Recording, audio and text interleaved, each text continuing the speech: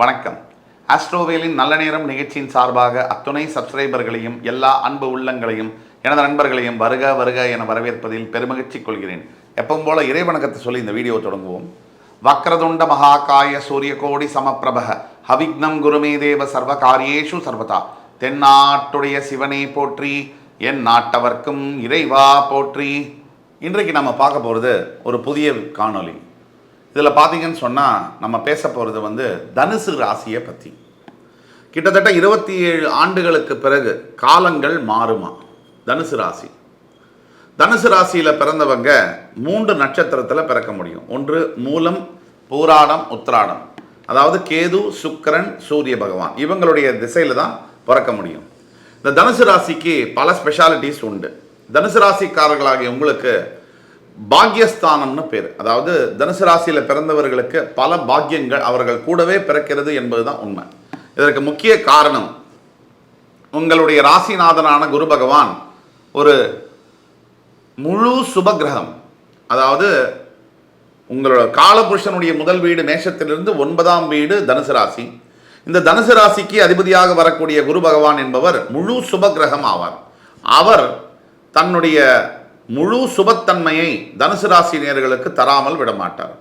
அப்போது ஞானம், கடவுள் பக்தி, நேர்மை, பெரிய மனிதர்களுடைய தொடர்பு, ஹைஃபை ஜாப்ஸ் என்று சொல்லக்கூடிய மிகப்பெரிய வேலைகள் என்று சொல்லக்கூடிய ஒயிட் காலர் ஜாப்ஸ்னு சொல்கிறோம். அந்த மாதிரியான எதுவுமே அழுக்கு கிழுக்கு படாமல் செய்யக்கூடிய வேலைகளில் அதிகமாக தனுசு ராசி அன்பர்கள் ஈடுபட்டிருப்பாங்க. இது ஒரு விந்தையான ஒரு ராசி. எப்படின்னு கேட்டிங்கன்னா, தனுசு ராசி என்பவர்களுக்கு அடுத்தவர்களுக்கு உதவி செய்வது என்பது சரளமாக வரும். அது பிடிக்கும். பொதுவாக தனுசு ராசி என்பவர்களுக்கு வாழ்க்கை துணை லைஃப் பார்ட்னர், ஹஸ்பண்டோ ஒய்ஃபோ சரியாக அமையறதில்லை. எப்பவுமே தகராறு, இல்லை ஏதாவது ஒரு பிரச்சனை, வாழ்க்கையில் ஆர்கியூமெண்ட்டு, இது போலவே பெரும்பாலான தனுசு ராசி என்பவர்களுக்கு அமைகிறது. இதற்கு முக்கிய காரணம் உங்கள் ராசியின் 7ஆம் இடம் என்று சொல்லக்கூடிய மிதுன ராசிக்கு அதிபதியாக புதன் பகவான் வருவது மட்டுமல்ல, அவர் யாருன்னு கேட்டிங்கன்னா மாரகம் மற்றும் பாதகஸ்தானம். உங்களுடைய களத்திரஸ்தானம் என்பது மாரகம் மற்றும் பாதகஸ்தானம். ராசியின் 7ஆம் இடம் சரியா இல்லை, லக்னத்தின் 7ஆம் இடம் சரியில்லைனா கூட மேரேஜ் லைஃப்பில் நிறைய ப்ராப்ளம்ஸ் வரக்கூடிய வாய்ப்புகள் அதிகமாக இருக்குது. ஏன்னு கேட்டிங்கன்னா, சந்திரன் அவர் வாழ்க்கையை தீர்மானம் செய்யக்கூடிய ஒரு கிரகம். சந்திரன் ஒரு ஜாதகத்தில் நல்லா இருக்காருன்னு சொன்னால், சுபத்துவத்தில் இருக்காருன்னு சொன்னால் அந்த வாழ்க்கை ரொம்ப நல்லா இருக்கும்.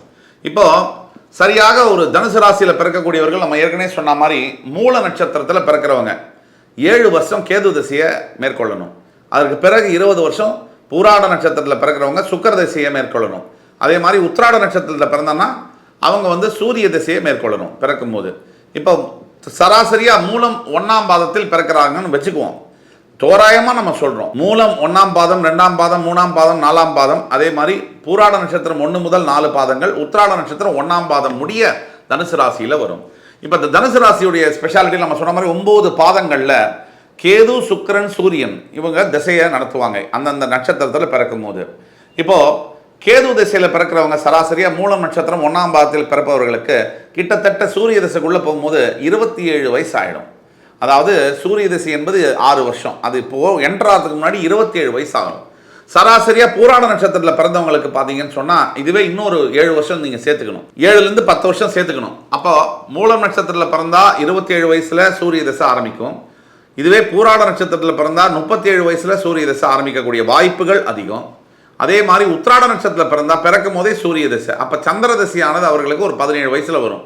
இப்போ இதுதான் இங்கே உள்ள ஸ்டாட்டிஸ்டிக்ஸு. இப்போது இதில் பார்க்கும்போது கிட்டத்தட்ட ஒரு 27 ஆண்டுகள் இந்த கேதுவுடைய திசையும் கேது திசையில் பிறக்கிறதுங்கிறது, கேது பெரும்பாலும் தனுசு ராசி என்பவர்கள் பிறக்கிற தருவாயில் சில ஆரோக்கிய குறைபாடுகளை கொடுப்பார். சில உடம்பு படுத்தும், சில பேருக்கு ஃபீவர் வரும், சில வியாதிகளை கொடுக்கலாம். அதே மாதிரி சிறு வயதிலேயே பூராட நட்சத்திரத்தில் பிறந்தால் சுக்கிர திசை வருங்கிறதுனால அது அவஸ்தையை தான் கொடுக்கும். எப்போவுமே சுக்கிர திசையானது ஒரு 20 வயசுக்கு மேலே வந்தால் தான் நல்லது. சிறு வயதில் சுக்கிர திசை வரும்பொழுது சில தேவையில்லாத பிரச்சனைகளையும், ஏன் தாய் தந்தையரை பிரியக்கூடிய சில விஷயங்களையும் அது செய்யக்கூடும். பெரும்பாலான போராட நட்சத்திரக்காரர்களுக்கு ஒன்று அப்பா அம்மா கிட்டேருந்து பிரிஞ்சு வேற ஊரில் வேலை செய்கிற மாதிரியோ படிக்கிற மாதிரியான விஷயங்கள் நடக்கும். இல்லை அப்பா அம்மாவே கூட பிரிந்து போகக்கூடிய சந்தர்ப்பங்கள் உண்டு. சிங்கிள் பேரண்டிங்காக வரக்கூடிய வாய்ப்புகள் நிறைய உண்டு. இதெல்லாம் பூராட நட்சத்திரத்தில் பிறக்கிறவர்களுக்கு சில தாய் தந்தையினுடைய முழு அன்பும் பாசமும் பெறக்கூடிய பாக்கியம் என்பது கொஞ்சம் கடினம் தான். அதாவது இல்லவே இல்லைன்னு சொல்ல முடியாது, சற்று கடினம். ஆக இது ஒன்று. இப்போது 27 வயசுலேருந்து ஒரு 40 வயசுக்குள்ளே அவங்களுக்கு சூரிய தசை வரக்கூடிய வாய்ப்புகள் அதிகமாக இருக்குது. அப்படி வரும்பொழுது இந்த தனுசு ராசி அன்பர்களுக்கு உங்களுடைய சுய ஜாதகத்தில் இந்த சூரியன் என்பவர் கொஞ்சம் சுபத்துவத்தில் இருக்கும் பொழுது, ஒரு எடுத்துக்காட்டுக்கு ஒரு பெண்களாக இருந்தால், இப்போ நான் சொல்லக்கூடியது ரொம்ப முக்கியமான விஷயம், கவனமாக கேளுங்க. பெண்கள் யாராக இருந்தாலும் சரி, முக்கியமாக தனுசு ராசியில் இருக்கக்கூடிய பெண்களுக்கு 5ஆம் இடத்தில் மேஷராசியில் உங்கள் சுய ஜாதகத்தில் சூரியன் உச்சம் பெற்றிருந்தாலோ, 9ஆம் இடத்தில் சிம்ம ராசியில் சூரியன் ஆட்சி பெற்றிருந்தாலோ, அவருடைய நட்சத்திர பாதம், சூரியன் ஆட்சியோ உச்சமோ பெற்றால் மட்டும் இல்லை, நான் சொல்லக்கூடிய பலன்கள் அவருடைய நட்சத்திர பாதத்தை வைத்து உங்களுடைய தந்தையார் என்பவர் சிறு வயதிலேயே உங்களை பிரிந்து இருக்கக்கூடும், அல்லது அவர் இல்லாமலேயே கூட போகக்கூடும். இது உண்மை. சராசரியா 100 ஜாதகத்தில் 90 ஜாதகங்களில் நான் சொன்ன அமைப்பு, அதாவது சூரியன் ஒரு பெண்ணாக தனுசு ராசியாக இருந்து 5ஆம் இடத்தில் சூரியன் இருந்தாலோ, அதே மாதிரி 9ஆம் இடத்தில் பித்ருஸ்தானத்தில் சூரியன் ஆட்சி பெற்றிருந்தாலோ, அந்த பெண்ணுக்கு சிறு வயதிலேயே தந்தையை இழக்கக்கூடிய இல்லை தந்தையை பிரியக்கூடிய சந்தர்ப்பங்கள் அதிகமாக வரக்கூடிய வாய்ப்புகள் உண்டு. இது ஒரு பக்கம். இதே மாதிரி பொதுவாகவே தனுசு ராசி அன்பர்களுக்கு சூரியன் ஓரளவுக்கு குருவுடைய பார்வையில் இருக்கும் பொழுது, ஒரு எடுத்துக்காட்டுக்கு சொல்கிறேன், ஒரு குருவுடைய பார்வையில் இப்போ தனுசு ராசி அன்பர்களுக்கு மீனத்தில் சூரியன் இருக்கார் அப்படின்னா சிம்மத்தில் இருக்கக்கூடிய குரு கடகத்தில் இருக்கக்கூடிய குருவுடைய பார்வை அந்த சூரியனுக்கு விழுது. இந்த அமைப்பில் சொல்கிறேன், இந்த குறிப்பிட்ட அமைப்பில் கடகராசியில் உங்களுக்கு உங்கள் ராசிநாதன் உச்சம் பெற்றுட்டார் 8ஆம் இடத்துல. அவர் தன்னுடைய 9ஆம் பார்வையால் உங்களுடைய சுய ஜாதகத்தில் உங்களுடைய மீன ராசியில் சூரியன் இருக்கிற பட்சத்தில் அந்த குரு உச்சம் பெற்ற குருவுடைய பார்வையில் அந்த சூரியன் கனெக்ட் ஆகும்போது அந்த சூரிய திசை என்பது சொல்லவே முடியாத அளவிற்கு மிகப்பெரிய உயர்வுகளை தரும். ஒரு எடுத்துக்காட்டுக்கு சராசரியாக 3 வேளை சாப்பாட்டுக்கு கஷ்டப்படுற ஒருத்தர் திடீர்னு ஒரு தனுசு ராசியில் இருக்கார், ஒரு சூரிய திசை வருதுன்னு சொன்னால் நாட்டை ஆளக்கூடிய பதவிகளில் உட்கார வச்சிடும். இது நம்ம ஏற்கனவே கேள்விப்பட்டது தான். சராசரியாக ஒரு இருந்த ஒரு அரசியல்வாதி பேர் சொல்ல விரும்பலை, ஒரு நார்மலாக ஒரு தேநீர் கடை வைத்திருந்த ஒருத்தர் மிகப்பெரிய அளவில் நாட்டை ஆளக்கூடிய முதலமைச்சர் பதவியில் உட்கார்ந்தாருங்கிறது எல்லாருக்குமே தெரியும். ஆக ஒரு சூரிய திசை தனுசு ராசி அன்பர்களுக்கு வருதுன்னு சொன்னால் அந்த சூரியன் கொஞ்சம் வலுப்பெற்றிருந்தால் கூட உங்கள் வாழ்க்கையை ராஜயோகத்தை கொடுக்கும். இது ஒன்று. அதே மாதிரி உங்களுடைய சுய ஜாதகத்தில் உங்கள் ராசிநாதன் குரு எந்த அளவுக்கு வலுப்பெற்றிருக்காருங்கிறத வச்சு உங்களோட வாழ்க்கை முழுவதும் நல்ல வாழ்க்கை துணை, நல்ல வீடு வாசல் அமைப்பு பதவி எல்லாமே அமையும். அது ஒன்று. இப்போ இருக்கிற கிரக சூழ்நிலையில், அதாவது கும்பராசியில் உங்கள் ராசிக்கு 3ஆம் இடத்தில் இருக்கக்கூடிய சனி பகவான், உங்கள் ராசிக்கு 4ஆம் இடத்தில் இருக்கக்கூடிய ராகு பகவான், உங்கள் ராசிக்கு 5ஆம் இடத்தில் இருக்கக்கூடிய உங்கள் ராசிநாதன் மேஷராசியிலிருந்து ரிஷபராசிக்கு 30ஆம் தேதி ஏப்ரல் போக போகிறார். இப்போ இந்த அமைப்பும் உங்களோட பிறவி ஜாதகமும் சேர்த்து பார்க்கணும். அப்படி பார்க்கும்போது உங்களுக்கு இப்போ சூரிய திசை நடக்குது அப்படின்னு சொன்னால் உங்களுடைய ராசிநாதன் கோச்சார ரீதியாக அவர் 6ஆம் இடத்தில் செல்லும் பொழுது சில பிரச்சனைகள் தடைகள் வரலாம், தாமதங்கள் வரலாம், இல்லைன்னு சொல்ல முடியாது. ஆனாலும் கூட சுய ஜாதகமே மேலோங்கும். இந்த கோச்சார ரீதியான பலன்களை விட, இப்போ இருக்கக்கூடிய கிரக சூழ்நிலையை விட, நீங்கள் பிறக்கும் போது கிரகங்கள் எங்கே இருந்ததோ அந்த பலன்கள் தான் உங்களுக்கு 90% வேலை செய்யும். லக்னம் தான் வேலை செய்யும். ராசியை விட லக்னம் தான் அதிகப்படியான வேலையை செய்யும். ஆக தனுசு லக்னத்தில் பிறந்தவர்களுக்கு நான் சொல்லக்கூடிய பலன்கள் இன்னும் 100% பொருந்தும். தனுசு ராசியில் இருக்கிறவங்களுக்கும் பொருந்தும், ஆனால் தனுசு லக்னத்தில் இருக்கிறவங்களுக்கு இன்னும் அதிகமாகவே பொருந்தும். ஆக தனுசு ராசி நேயர்களே, உங்களுக்கு இந்த ராஜயோக பலன்கள் சூரிய தசை யாருக்காவது வரப்போகுது தனுசு ராசியில், இல்லை சந்திர தசை வரப்போகுது அப்படின்னா நீங்கள் என்ன நடக்க போகுதுன்றதை நான் சொல்கிறேன். உங்களுக்கு தனுசு ராசி, நீங்கள் ஒரு 37-47 வயசுக்குள்ளே இருக்கீங்க, உங்களுக்கு சூரிய திசையோ சந்திர திசையோ வரப்போகுது இல்லை நடந்துட்டு இருக்குன்னு சொன்னால் உங்கள் ஜாதகத்தில் நீங்கள் பீக் டைமில் இருக்கீங்க. அதாவது நீங்கள் கிட்டத்தட்ட உங்களுடைய வசதி வாய்ப்புகள், உங்கள் வாழ்க்கை மாறப்போகிறது என்பது ஆணித்தனமாக கூற முடியும். அதாவது கடவுள் உங்கள் பக்கம் இருக்காரு.